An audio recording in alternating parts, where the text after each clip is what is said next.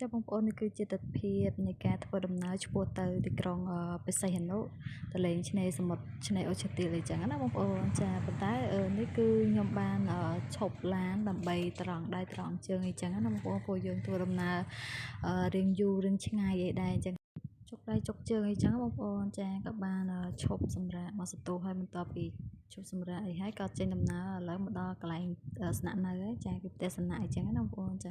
ហើយនេះគឺពីអ្នកបងប្អូនគេចាកំពុងតែកេងបលែងគ្នាចឹងណាបងប្អូនចាអត់ត្រូវគ្នាទេពីអ្នកបងប្អូនគឺនៅចិត្តគ្នាចាមួយបោចសក់មួយអីចឹងណាចាអាបងបកាយយំអាប្អូនបកាយញាស់អាបងអីចឹងណាចាអាបងយំរហូតបងប្អូនចាហើយទីទៀតវ័យគ្នាលើបងប្អូនចាត្រូវបានតំផ្លេតទេបងប្អូនណាចាហើយបន្ទាប់ពីសារៈគេយកកលាំងអីហើយគឺ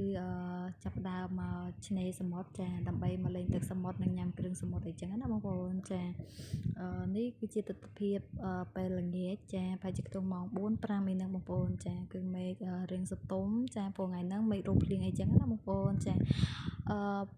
តលេងនេះគឺអត់ទៅលេងបានយូរទេចាប្រហែលជាបានកន្លះម៉ោងទៅ1ម៉ោងអីហ្នឹងគឺត្រឡប់មកកន្លែងគេងវិញហើយព្រោះមេឃអត់សូវស្រួលមេឃរោមភ្លៀងអីចឹងណាបងប្អូនបើនៅយូរខ្លាចមេឃភ្លៀងមក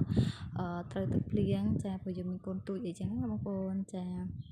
ហើយនិយាយរួមការធ្វើដំណើរហ្នឹងគឺក៏អរគុណដល់ម្ចាស់ឧបត្ថម្ភយ៉ាងធំគឺបងប្រុសខ្ញុំដែលគាត់ជួយចេញរកការចំណាយចាយវាយសពគ្រប់អីចឹងណាបងប្អូនចាហើយសូមជូនពរឲ្យបងប្រុសរស់ស៊ីមានបានចា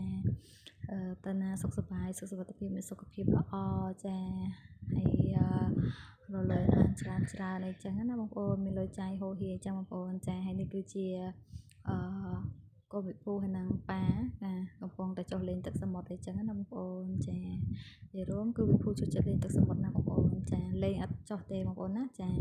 ហើយវីដេអូខ្ញុំមានតែប៉ុណ្្នឹងទេអរគុណចំពោះបងប្អូនដែលចូលទស្សនានៅវីដេអូ